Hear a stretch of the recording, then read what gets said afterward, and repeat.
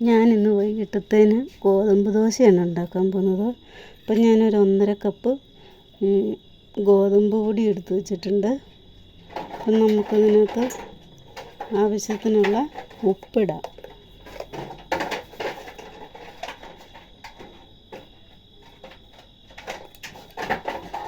ഉപ്പിട്ട് ഇനി വെള്ളം ഒഴിക്കാം.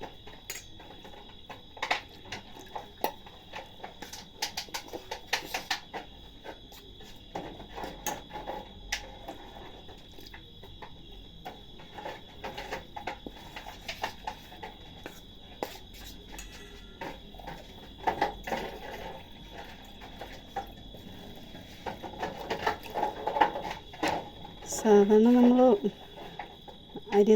അരി വെച്ചുള്ള ദോശയില്ലേ, ഉഴുന്നും അരിയും വെച്ചുള്ള, അതുപോലെ ഇച്ചിരി ഇച്ചിരി കൂടെ ലൂസായിട്ട് വേണം മാവിരിക്കാൻ. അപ്പം ഞാനിതിപ്പം വെള്ളം ഒഴിച്ചിട്ട് ഇത് മിക്സിയുടെ ജാറിലൊന്ന് നമുക്കൊന്ന് അരച്ചെടുക്കാം.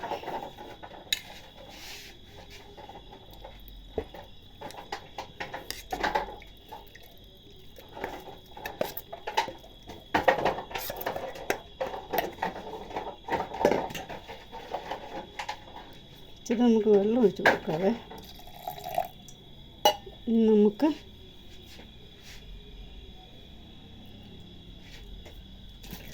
ഒരു മുട്ടയും കൂടെ പൊട്ടിച്ചൊഴിക്കാം.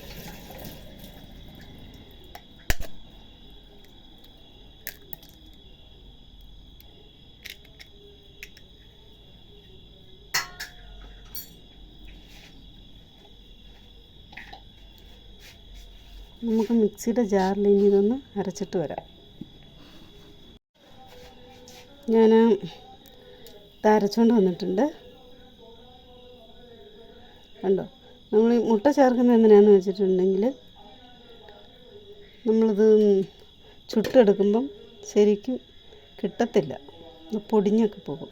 ഇത് നല്ല സോഫ്റ്റായിട്ട് നമുക്ക് ചുട്ടെടുക്കാൻ പറ്റും. കല്ല് ചൂടായിട്ടുണ്ട്, നമുക്ക് ദോശ ചുട്ടെടുക്കാം.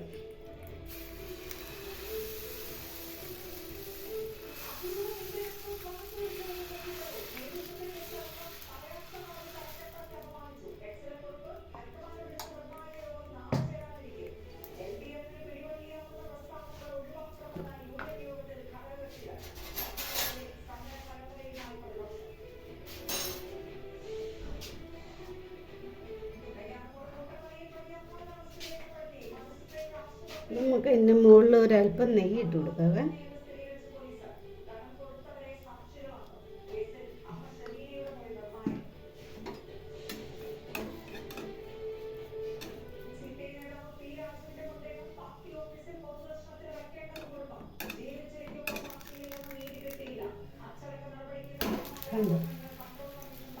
നല്ല ഭംഗിയായിട്ട് മറിച്ചിടാൻ പറ്റും നമ്മൾ മുട്ട ചേർത്ത് കഴിഞ്ഞാൽ. പക്ഷെ മുട്ട ചേർത്തില്ലെങ്കിൽ ഇതിങ്ങനെ മറിക്കാൻ പറ്റത്തില്ല. നമ്മുടെ ഗോതമ്പ് ദോശ ഇവിടെ റെഡി ആയിട്ടുണ്ട്. ഞാനിപ്പോൾ അതിനൊരു ചട്നിയാണ് ഉണ്ടാക്കിയിരിക്കുന്നത്.